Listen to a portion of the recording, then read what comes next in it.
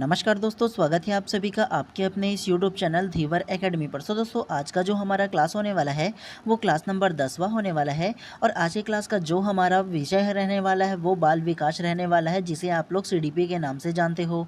और आज की क्लास का जो हमारा टॉपिक रहने वाला है वो शिक्षा मनोविज्ञान, जिसके अंतर्गत हम लोग पैडागोजी को पढ़ेंगे। मतलब यह है कि बाल विकास के अंतर्गत ना हम लोगों ने ना पैडागोजी के जो सीरीज़ है ना उसको पहले से स्टार्ट किया है, जिसके अंतर्गत हम लोग ना शिक्षा मनोविज्ञान के विषय में जानेंगे। ठीक है, तो सबसे पहले आप लोगों को क्या करना है, आप लोग ना जितना मैं थ्योरी पढ़ाऊंगा ना उन सारी थ्योरी को ना ध्यानपूर्वक पढ़ना है। उसके बाद फिर हम लोग एमसीक्यू करेंगे। ठीक है, और आज से ना मैं आप लोगों का ना अपना जो पढ़ाने का तरीका है उसको चेंज करने वाला हूँ। ठीक है, क्योंकि मैं अधिकतर देखा हूँ कि जो 1 घंटे का वीडियोस जो रहता है ना वो अधिकतर लोग ना आधे बीच में स्किप कर देते हैं। इसके वजह से मैं क्या करूँगा, आप लोगों को ना थ्योरी का क्लास कम से कम आधा घंटा में ख़त्म करूँगा, 20 से 25 मिनट में कम से कम मैं। ठीक है, और उसके बाद ना जस्ट इसके बाद वाला जो क्लास रहेगा ना उसमें आप लोगों का इसी टॉपिक पर एमसीक्यू का सीरीज चलाऊंगा। ठीक है, तो दोनों में ना कट कट करके अलग अलग पार्ट में लाऊंगा ना, तो ज़्यादा बेहतर तरीके से आप लोग सीख पाओगे और समझ पाओगे। ठीक है, तो चलिए सबसे पहले ना आज का जो क्लास रहेगा ना उसमें मैं आप लोगों को ना केवल आज थ्योरी पढ़ाऊंगा। और उसके बाद ना फिर शाम को आप लोगों का ना इसी टॉपिक पर ना आप लोगों का एमसीक्यू का जो सीरीज़ है वो आएगा। लगभग 20 से 25 आप लोगों का ना एमसीक्यू कराऊंगा। ठीक है, तो अच्छे से सबसे पहले आप लोग इसका जो थ्योरी है उसको पढ़िएगा। ठीक है, सबसे पहला देखना चाहो तो देखिए, शिक्षा मनोविज्ञान एजुकेशन साइकोलॉजी करके ना ये टॉपिक है, तो इसे हम लोग ध्यानपूर्वक पढ़ेंगे। इसमें से हर साल प्रश्न पूछा जाता है। ठीक है, खास तौर से शिक्षा मनोविज्ञान के जो नाम रहते हैं ना उसको पूछा जाता है। ठीक है, तो चलिए सबसे पहले ना इसका जो थ्योरी है ध्यान से पढ़िए, सामान्य अर्थ करके दिया है। फर्स्ट को सबसे पहले पढ़िए, शिक्षा एक सामाजिक आवश्यकता है। तो शिक्षा क्या है, एक सामाजिक आवश्यकता है। नेक्स्ट को पढ़िए, शिक्षा के बिना कोई भी समाज स्थिरता और निरंतरता प्राप्त नहीं कर सकता। नेक्स्ट को पढ़िए, शिक्षा मनोविज्ञान मनोविज्ञान की एक शाखा है जो दो शब्द से मिलकर बना है, शिक्षा और मनोविज्ञान। शिक्षा शब्द संस्कृत की शिक्ष धातु से बना है, जिसका अर्थ सीखना और सिखाना है। तो ये जो मनोविज्ञान है वो किससे बना है, तो संस्कृत शब्द से बना है। किससे बना है, तो संस्कृत शब्द से बना है। ये बात आप लोगों को याद रखना है। और इसका जो शिक्ष जो धातु है ना उसका अर्थ क्या है, सीखना और सिखाना। ये पॉइंट आप लोग नोट करके रखिएगा। ठीक है, आप लोग ना एग्जाम से पहले थोड़े से शॉर्ट नोट्स बना लीजिए, क्योंकि एक हफ्ते पहले आप लोगों को ना इसका रिवीजन करते भी बने, इसलिए ज़्यादा जरूरी कि आप शॉर्ट में नोट्स भी बनाते हुए चलिएगा। ठीक है, जो मैं नोट करने के लिए बोलूँगा ना उन सारी चीज़ों को आप लोगों को नोट करते हुए चलना है। नेक्स्ट को ध्यान से पढ़िए, छात्रों की आवश्यकताओं और रुचियों को जानने में शिक्षक की ज्ञान शिक्षा मनोविज्ञान विषय से संबंधित है। मतलब जो एक छात्र है ना उसकी आवश्यकता और उसकी रुचि को जानने के लिए ना एक शिक्षक होने के नाते ना आप लोग उस शिक्षक को ना ज्ञान और शिक्षा मनोविज्ञान का जो नॉलेज है ना वो होना चाहिए बोला है। नेक्स्ट को ध्यान से पढ़िए, परिचय कौशल में पूर्ण ज्ञान का परीक्षण आता है। तो परिचय कौशल में क्या आता है, पूर्व ज्ञान का परीक्षण आता है। नेक्स्ट को ध्यान से पढ़िए, बच्चे का विकास निरंतर चलने वाली प्रक्रिया है। तो ये तो मैंने आप लोगों को विकास और वृद्धि का जो टॉपिक था उसमें बताया था ना कि जो विकास है वो निरंतर चलने वाली प्रक्रिया। ठीक उसी प्रकार से बच्चों का जो विकास है ना वो भी निरंतर चलने वाली प्रक्रिया है। इसे भी आप लोगों को नोट करके रखना है। ठीक है, नेक्स्ट को पढ़िए, शिक्षा मनोवैज्ञानिक कौन होगा। तो शिक्षा मनोवैज्ञानिक कौन होगा इसके बारे में दिया है, तो ध्यान से पढ़िए इसको भी। मनोवैज्ञानिक जो विशेष समूह में बालकों की शिक्षण अधिगम प्रक्रियाओं का अध्ययन कक्षाओं में करते हैं उसे शिक्षा मनोविज्ञान कहा जाता है। नेक्स्ट को ध्यान से पढ़िए, शिक्षा मनोविज्ञान का दृष्टिकोण। तो शिक्षा मनोविज्ञान का क्या क्या दृष्टिकोण होना चाहिए ना इसके बारे में भी हम लोग विस्तार पूर्वक इसमें पढ़ते हुए चलेंगे। ठीक है, तो ध्यान से फर्स्ट को पढ़िए, प्राचीन काल में शिक्षा बाल केंद्रित ना होकर ज्ञान केंद्रित अर्थात शिक्षा केंद्रित था। तो ये जो पॉइंट है ना वेरी वेरी इंपॉर्टेंट है, इसको आप लोगों को थोड़ा सा समझा देता हूँ। ठीक है, प्राचीन काल में शिक्षा बाल केंद्रित ना होकर के ज्ञान केंद्रित अथवा केंद्रित था। तो पहले ये जो ना जो पढ़ाने की जो पद्धति था ना वो बाल केंद्रित नहीं था, शिक्षक केंद्रित था। मतलब शिक्षक डायरेक्टली आता था क्लास में और जो मन करता था वो पढ़ाता था और पढ़ा करके डायरेक्ट चले जाता था बुकिश लैंग्वेज में पढ़ा करके। लेकिन अब ये सिस्टम को चेंज कर दिया गया है, अब बाल केंद्रित रूप हो गया है। जितना भी पढ़ाई जो सिस्टम है वो बच्चों के समझ के आधार पर बच्चों के समझने के तरीके से पढ़ाया जाता है। जब तक बच्चे अच्छे से ना समझ जाए ना तो उस तब तक कि उनको पढ़ाया जाता है। मतलब पढ़ाई में ना बच्चों का 50% और शिक्षकों का 50% दोनों का बराबर हिस्सा रहता है। ठीक है, तो वो अब जो शिक्षा पद्धति है वो अब अपनाया जाता है। नेक्स्ट को ध्यान से पढ़िए। आधुनिक काल में शिक्षा का अर्थ बच्चों के सर्वांगीण विकास से जुड़ा हुआ है, जहां पर एक शिक्षक सीखने के सभी क्षेत्रों में ध्यान देते हैं। नेक्स्ट, वर्तमान में शिक्षक को शैक्षिक के साथ साथ शैक्षिक पक्षों को भी देखना चाहिए। नेक्स्ट को पढ़िए। शिक्षा मनोविज्ञान के जनक। तो शिक्षा मनोविज्ञान के जनक कौन है ना, आप लोगों को ध्यान से पढ़िए। सबसे पहला, शिक्षा मनोविज्ञान का जनक एडवर्ड एल थॉर्नडाइक को माना जाता है, क्योंकि इन्होंने मनोविज्ञान के नियम व सिद्धांतों का प्रयोग स्पष्ट रूप से शिक्षा के क्षेत्र में पहली बार किया था। तो शिक्षा मनोविज्ञान का जनक कौन है, तो शिक्षा मनोविज्ञान का जनक एडवर्ड एल थॉर्नडाइक है। वेरी वेरी इंपॉर्टेंट है, आप लोगों को नोट करके रखना है, ठीक है। एग्जाम में आपके डायरेक्ट प्रश्न इस प्रकार से पूछा जाता है कि निम्नलिखित में से शिक्षा मनोविज्ञान का जनक कौन है बोल करके, और ऑप्शन में दे दिया जाता है एडवर्ड एल थॉर्नडाइक और अलग अलग मनोवैज्ञानिक के नाम, ठीक है। तो इसे आप लोगों को नोट करके रखना है। नेक्स्ट को पढ़िए। सहयोगी टर्मन, जड, Froebel, Herbert, Galton, Stanley, hall, cattle थे। तो इसके सहयोगी ना ये जो तमाम जो मनोवैज्ञानिक है वो थे, लेकिन मेन जो जनक है ना शिक्षा मनोविज्ञान का वो एडवर्ड एल थॉर्नडाइक है। इसे आप लोग नोट करके रखिए। नेक्स्ट को ध्यान से पढ़िए। शिक्षा मनोविज्ञान की परिभाषाएं। तो अलग अलग वैज्ञानिकों ने ना शिक्षा मनोविज्ञान की अलग अलग प्रकार की परिभाषा दी है। तो ध्यान से फर्स्ट को पढ़िए। स्कीनर के अनुसार शिक्षा मनोविज्ञान मनोविज्ञान की एक शाखा है जिसमें सीखने व सिखाने की प्रक्रिया शामिल है। नेक्स्ट को पढ़िए। स्टीफन के अनुसार शिक्षा मनोविज्ञान शैक्षिक विकास का क्रमबद्ध अध्ययन है। नेक्स्ट, कॉलसैनिक के अनुसार शिक्षा मनोविज्ञान मनोविज्ञान के सिद्धांतों व परिणाम का शिक्षा के क्षेत्र में अनुप्रयोग है। नेक्स्ट, स्टेलफोर्ड के अनुसार शिक्षा मनोविज्ञान का मुख्य संबंध सीखने से है। नेक्स्ट, प्रोफेसर पील के अनुसार शिक्षा मनोविज्ञान शिक्षा का विज्ञान है। नेक्स्ट को पढ़िए। शिक्षा मनोविज्ञान शिक्षक की पूर्ण शैक्षिक प्रक्रिया में मदद करता है। तो आप लोगों को ना एक बार इसे आप लोग को अच्छे से पढ़ना है, ठीक है। मतलब एक बार नोट कर लीजिएगा और नोट करके ना इसके कोटेशन को कम से कम एक बार पढ़ लीजिएगा, ठीक है, ताकि आप लोगों को ना ये आइडिया लग सके कि किसने ना क्या क्या परिभाषा दिया है इसके बारे में, ठीक है। चलिए इसके बाद शिक्षा मनोविज्ञान की जो विधियाँ है ना इसके बारे में जानते हैं। तो शिक्षा मनोविज्ञान की विधियाँ, तो शिक्षा मनोविज्ञान की मुख्यतः दो प्रकार की विधियाँ दिया गया है। पहला आत्मनिष्ठ विधियाँ सब्जेक्टिव मेथड्स दिया है, और दूसरा जो दिया है वो वस्तुनिष्ठ विधियाँ ऑब्जेक्टिव मेथड्स दिया है। सबसे पहला आत्मनिष्ठ विधियाँ क्या क्या है इसके बारे में जान लो। आत्मनिष्ठ का अर्थ होता है आत्मनिर्भर, अर्थात अपने स्वयं के मन का विश्लेषण करने से होता है। तो आत्मनिष्ठ विधियाँ क्या होता है, खुद के मन का आत्मनिष्ठ करना, मतलब निरीक्षण करना खुद के मन के बारे में, ठीक है, मतलब आत्मनिर्भर हो करके स्वयं के बारे में। तो ये आत्मनिष्ठ विधियां कहलाता है, ठीक है। तो आत्मनिष्ठ विधियां के अंतर्गत दो प्रकार की विधियां आता है। सबसे पहला आत्मनिरीक्षण विधि इंट्रोस्पेक्शन मेथड्स, दूसरा गाथा वर्णन विधि एनेक्डोटेड मेथड्स करके दो प्रकार की जो ये आत्मनिष्ठ विधियां ना उसका दो प्रकार की विधियां दिया गया है, ठीक है। चलिए उसके बाद ना वस्तुनिष्ठ विधियां दिया है, मतलब ऑब्जेक्टिव विधियां क्या है इसके बारे में जानते हैं। सबसे पहले इसको ध्यान से पढ़िए। ऐसे विधि से है जिसमें उद्दीपक के रूप में या तो एक शब्द अथवा एक वाक्य होता है। इस उद्दीपक के प्रति अनुक्रिया व्यक्त करने के लिए व्यक्ति को दिए गए विभिन्न उत्तर विकल्पों में से किसी एक का चुनाव होता है। तो ये जो वस्तुनिष्ठ विधि है ना, तो आप लोगों को ना एक प्रश्न दे दिया जाएगा और चार अलग अलग आप लोगों को ऑप्शन दे दिया जाएगा, और इन चारों ऑप्शन में से ना एक आप लोगों को स्पष्ट रूप से क्या करना है, विकल्प को चुनना है, ठीक है। वो क्या कहलाता है, वस्तुनिष्ठ विधियां कहलाता है। ये आप लोगों को समझ में आया ना। चलिए वस्तुनिष्ठ विधियां के अंतर्गत कौन कौन सा विधि आता है ये जान लो। सबसे पहला साक्षात्कार विधि इंटरव्यू मेथड्स, दूसरा परीक्षण विधि टेस्ट मेथड्स, तीसरा प्रश्नावली विधि क्वेश्चनायर मेथड्स, चौथा प्रयोगात्मक विधि एक्सपेरिमेंटल मेथड्स, पांचवा अवलोकन निरीक्षण विधि ऑब्जर्वेशनल मेथड दिया है, और उसके अलावा छठवां विकासात्मक विधि जेनेटिक मेथड्स, सातवां दिया है तुलनात्मक विधि कॉम्पैरेटिव मेथड्स, और आठवां दिया है उपचारात्मक विधि क्लिनिकल मेथड्स करके ना 8 प्रकार की वस्तुनिष्ठ विधि के बारे में दिया है।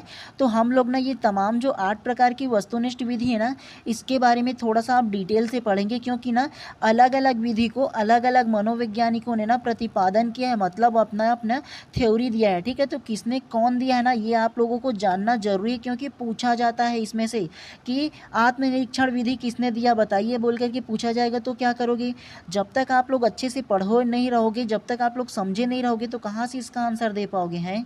तो आप लोगों को पहले समझना है, अभी आप लोगों के पास टाइम है ना, तो थोड़े अच्छे से पढ़ लो, बाद में आप लोगों को आसानी रहेगा। अदरवाइज़ बाद में जब बचेगा ना एक आध महीना, तब प्रेशर हो जाता है कि किसको पढ़ूँ और किसको ना पढ़ूँ बोल के। तो इसीलिए ज़्यादा ज़रूरी कि आप अभी पढ़ने के लिए स्टार्ट कर दो, ठीक है। चलिए सबसे पहले ना हम लोग ना आत्मनिष्ठ विधि के बारे में जानते हैं। सब्जेक्टिव मेथड जो है ना उसके बारे में क्या क्या आता है इसके अंतर्गत, उसके बारे में जानते हैं। सबसे पहला को पढ़िए आत्मनिरीक्षण विधि, इंट्रोस्पेक्शन मेथड्स के बारे में जानते हैं। फर्स्ट को ध्यान से पढ़िए, यह मनोविज्ञान की पुरानी व पारंपरिक विधि है। तो आत्मनिरीक्षण विधि कौन सा विधि है, तो आत्मनिरीक्षण विधि जो है ना सबसे पुरानी व पारंपरिक विधि है। क्वेश्चन पूछा जा सकता है कि सबसे पुरानी व पारंपरिक विधि कौन सी है। ऑप्शन में दे दिया जाएगा आत्मनिरीक्षण विधि, गाथा विधि, साक्षात्कार विधि, परीक्षण विधि। तो आप कैसे करोगे, तो इसीलिए आप लोगों को याद रखना है आत्मनिरीक्षण जो विधि है ना वो आप लोगों का पुरानी व पारंपरिक विधि है, ठीक है। नेक्स्ट को पढ़िए, आत्मनिरीक्षण का शाब्दिक अर्थ स्वयं का मूल्यांकन करना। तो आत्मनिरीक्षण का क्या अर्थ है, स्वयं का मूल्यांकन करना। नेक्स्ट, इस विधि का प्रतिपादक विलियम वुंड ने दिया था। तो आत्मनिरीक्षण विधि का प्रतिपादन किसने दिया, इसका जनक कौन है, तो विलियम वुंड है। नोट करके रखिए, आप लोग को ध्यान से पढ़िए। इसे अंतर्दर्शन विधि व अंतःनिरीक्षण विधि भी कहा जाता है। तो ये जो आत्मनिरीक्षण विधि जो है ना उसे क्या क्या कहा जाता है, अंतर्दर्शन विधि और आत्मनिरीक्षण विधि भी कहा जाता है। इन दोनों को भी आप लोगों को नोट करना है, ठीक है। नेक्स्ट को पढ़िए, अंतर्दर्शन का शाब्दिक अर्थ अपने अंदर देखना है। तो अंतर्दर्शन का शाब्दिक अर्थ क्या है, अपने अंदर देखना। और आप लोगों को ना ये जो आत्मनिरीक्षण विधि है इसके जो प्रतिपादक है उसको याद कैसे रखना है ये मैं आप लोगों को बता दूं। आत्मदर्शन मतलब खुद का निरीक्षण करना, अपने अंदर झांकना। तो अपने अंदर कौन झांकता है, केवल विलियम वुंड जो है ना वही एकमात्र व्यक्ति है जो अपने अंदर झांकता है, ऐसे समझिएगा। आत्मनिरीक्षण कौन करता है, तो एकमात्र अपने अंदर ना ये जो विलियम वुंड नामक व्यक्ति है ना केवल वही करता है, दुनिया में उसके अलावा कोई नहीं करता है, ऐसे आप लोग समझ जाइएगा, ठीक है। को ध्यान से पढ़िए, गाथा वर्णन विधि। तो गाथा वर्णन विधि क्या है, ध्यान से पढ़ो। इस विधि को अनुभव संचय विधि भी कहते हैं। इस विधि द्वारा व्यक्ति पूर्व अनुभव या व्यवहार का लेखा जोखा तैयार करता है। तो गाथा वर्णन विधि क्या है भाई, आप लोगों को बताओ ना। तो गाथा वर्णन जो विधि है ना वो अपने अनुभव का संचय विधि कहते हैं। क्या कहते हैं, अपने अनुभव का संचय विधि कहलाता है। मतलब अपने अंदर जो अनुभव है ना उसको बाहर निकालना और उसका संचय करना, वो ना गाथा वर्णन विधि कहलाता है, ठीक है। और अपने अंदर का जो अनुभव है, जो व्यवहार है ना उसका लेखा जोखा तैयार करना ही ना गाथा वर्णन विधि कहलाता है, ठीक है। इसमें आप लोगों को केवल इतना ही याद रखना है, इसमें ज्यादा कुछ नोट करने वाली बात नहीं है। चलिए उसके बाद ना वस्तुनिष्ठ विधि, ऑब्जेक्टिव मेथड्स के बारे में ध्यान से पढ़ते हुए चलते हैं। फर्स्ट को ध्यान से पढ़िए, साक्षात्कार विधि, इंटरव्यू मेथड्स। तो साक्षात्कार विधि क्या है, सबसे पहला पढ़िए इसको। किसी टॉपिक या समस्या के समाधान के लिए किसी बालक या व्यक्ति से आमने सामने भेंट कर विचारों का विनिमय करने के लिए साक्षात्कार विधि का प्रयोग किया जाता है। तो साक्षात्कार विधि या इंटरव्यू मेथड्स तो आप लोग जानते हो यार कि दो व्यक्ति आमने सामने बैठ जाएगा और उसमें आप लोग जो एक शिक्षक होगा या जो भी इंटरव्यू वगैरह जो लेगा ना, साक्षात्कार लेगा, वो क्वेश्चन आंसर करेगा, तो वो सीधा सीधा साक्षात्कार विधि कहलाता है। चलिए उसके बाद ना परीक्षण विधि, टेक्स्ट मेथड्स क्या है इसके बारे में जानते हैं। तो फर्स्ट को ध्यान से पढ़ो, यह विधि नवीन व आधुनिक विधि है।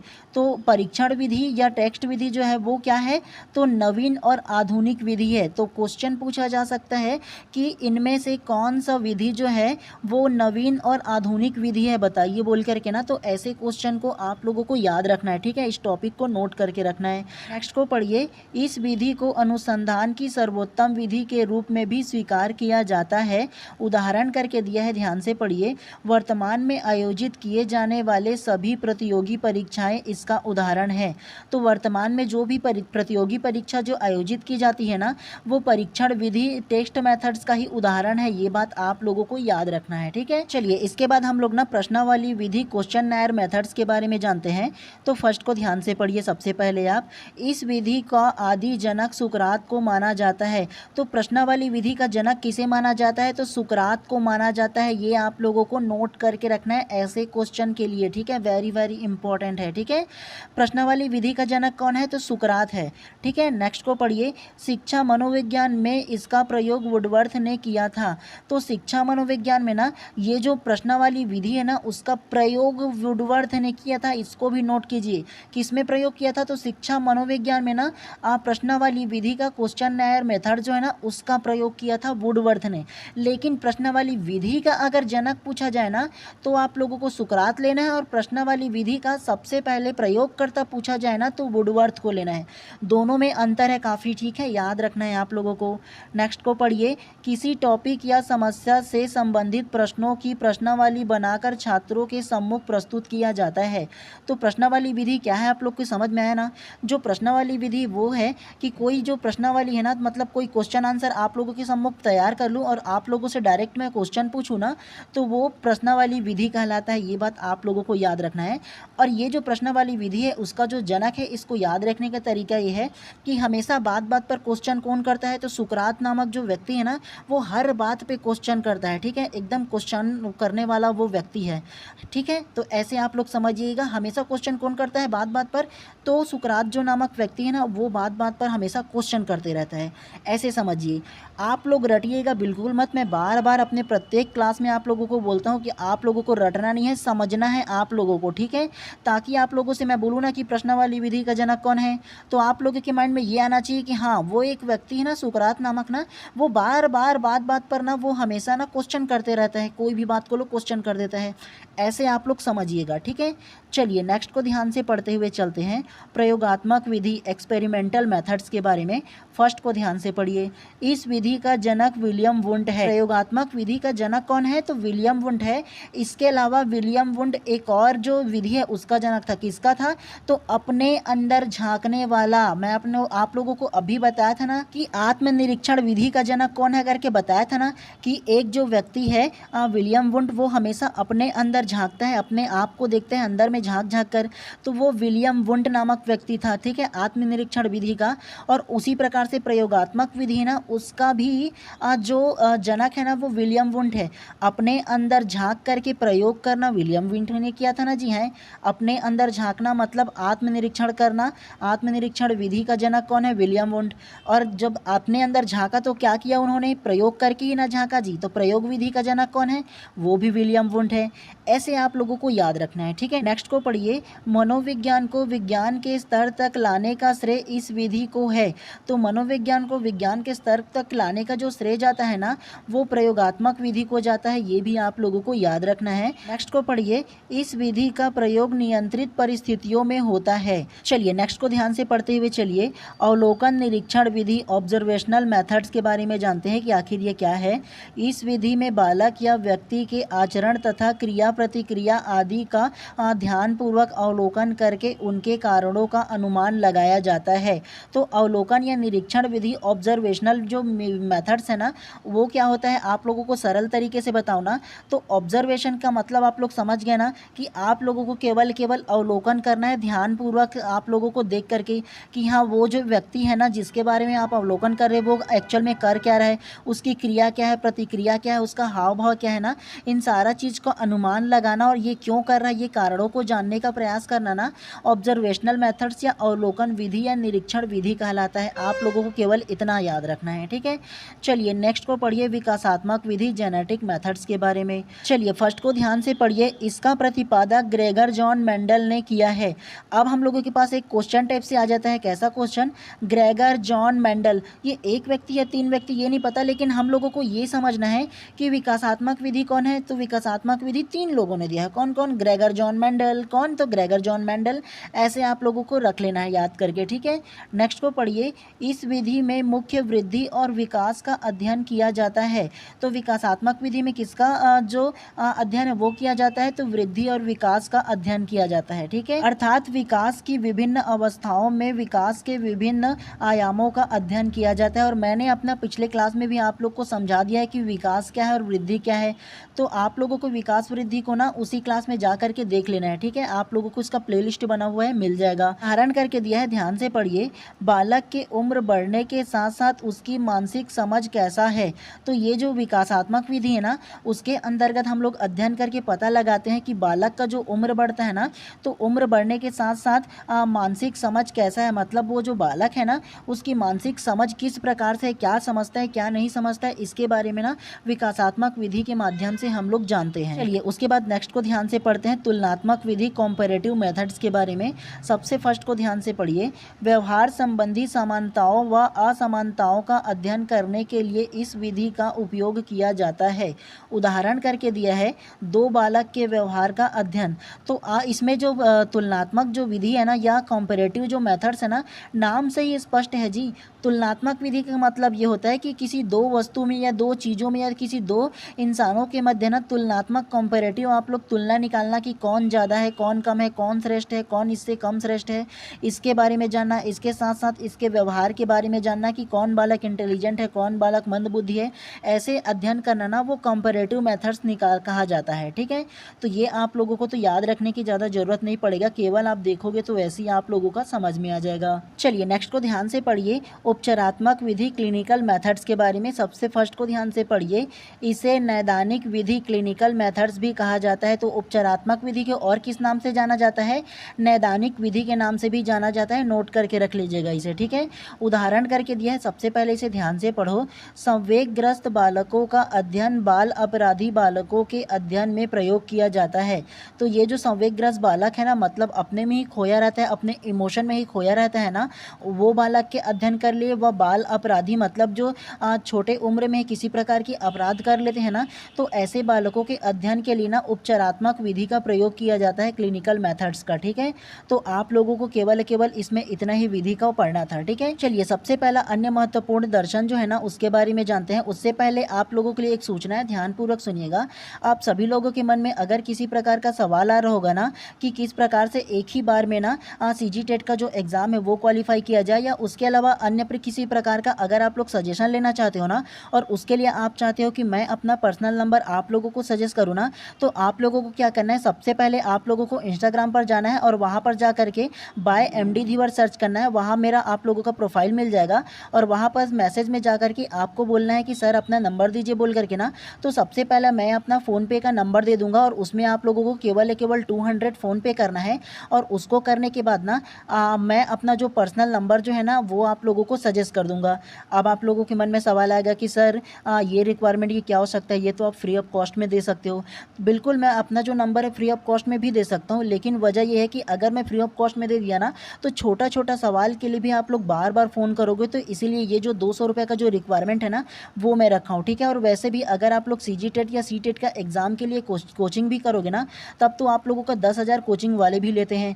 ये तो फिर आप लोगों का यार 5% भी नहीं होगा। और वैसे भी यार अपने पढ़ने के लिए 200 खर्च करना कोई बड़ी बात नहीं है। ठीक है, करना चाहो तो कर सकते हो। मैं उन लोगों के लिए ये रिक्वायरमेंट रखा हूँ जिसको विशेष आवश्यकता है। ठीक है, बाकी लेना ना लेना आप लोगों के ऊपर है, बट लोगे तो आप ही का इसमें फ़ायदे होने वाला है। ठीक है, और एक बार ये कर दोगे ना तो आप लोग कभी भी आप लोग फ़ोन कर सकते हो डायरेक्ट, किसी भी प्रकार का अगर सजेशन चाहते हो ना, तो बेशक मैं हमेशा आपका कॉल खुद उठाऊंगा और खुद बात करने के लिए रेडी रहूंगा। ठीक है, चलिए फर्स्ट को सबसे पहला ध्यान से पढ़ो, जिसमें दर्शन दिया है और दर्शन शास्त्री दिया है। मतलब ये दर्शन शास्त्री जो मनोवैज्ञानिक है वो, और जो अलग अलग थ्योरी दिया है ये दर्शन करके वो दिया है। सबसे पहला आदर्शवाद को दिया है। आदर्शवाद किसने दिया है?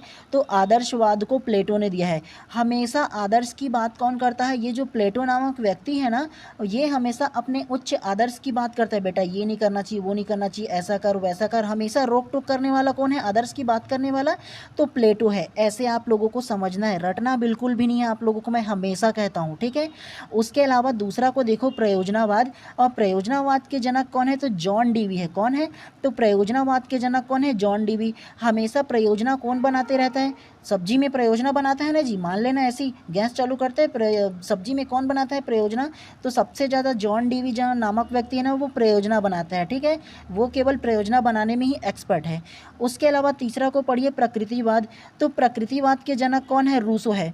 हमेशा प्रकृति की बात, पर्यावरण की बात, नेचर की बात कौन करते रहता है कि पर्यावरण का ये करते रहो, वो करते रहो, ये है वो है, दुनियादारी के एक पत्ते को भी नहीं तोड़ना चाहिए, ऐसा जो बोलता है ना वो प्रकृतिवाद पे ना रूसो बोलता है। ठीक है, मतलब पर्यावरण के बारे में हमेशा जो रूसो है ना वो बोलते रहता है। ऐसे आप लोगों को समझना है।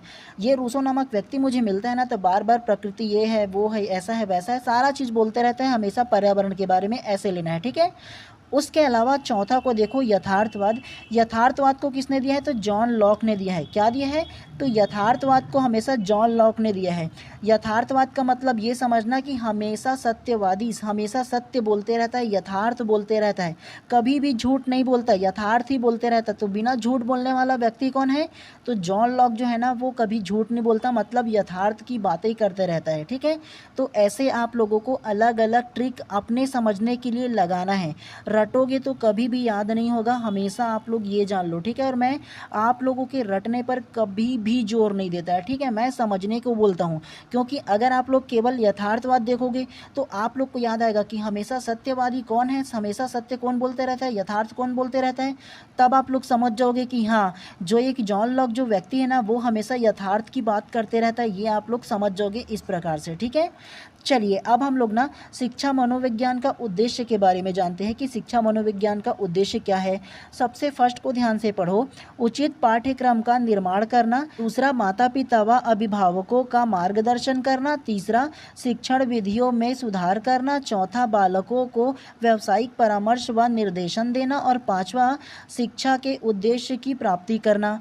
तो आप लोगों को ना केवल इतना ही थ्योरी में पढ़ना था। इसके बाद जब मैं आप लोगों को ना नेक्स्ट टाइम क्लास तभी लेकर के आऊँगा शाम को ना, तो आप लोगों को ना मैं इसका जो एमसीक्यू है उसको आप लोगों को करा दूंगा। ठीक है, एमसीक्यू में आप लोगों से ना 15 से 20 क्वेश्चन मैं आप लोगों से पूछूंगा। ठीक है, तो चलिए आज की क्लास को यहीं पर समाप्त करते हैं, और नेक्स्ट क्लास अभी ही लाऊंगा ना तो आप लोगों को बिल्कुल इसका एमसीक्यू 25 से 30 कराऊंगा। ठीक है, तब तक कि आप लोग ना ये जो क्लास है उसको दोबारा देख लीजिए और अच्छे से नोट्स बनाइए। ठीक है, ताकि उसके बाद आप लोग जब बना लोगे, एक बार पढ़ लोगे, उसके बाद जब हम लोग एमसीक्यू करेंगे ना तो बिना देखे आप लोगों को आंसर लेना है। ठीक है, ताकि आप लोगों का जो तैयारी है, जो प्रैक्टिस है वो बेहतर तरीके से हो पाए। चलिए आज की क्लास को यहीं पर समाप्त करते हैं, और अगर आप लोग चैनल पे नए होंगे ना तो चैनल को पहले सब्सक्राइब कर देना और बेल आइकन को दबा लेना, ताकि इसी प्रकार से जब भी मैं आप लोगों का क्लास लेकर आऊँ सबसे पहले आप लोगों को नोटिफिकेशन मिले और अपना तैयारी बेहतर तरीके से कर पाओ। चलिए आप सभी लोगों का दिन मंगलमय और शुभ हो, आप अच्छे से तैयारी करते रहिए। ठीक है, चलिए मिलते हैं फिर से नेक्स्ट क्लास में।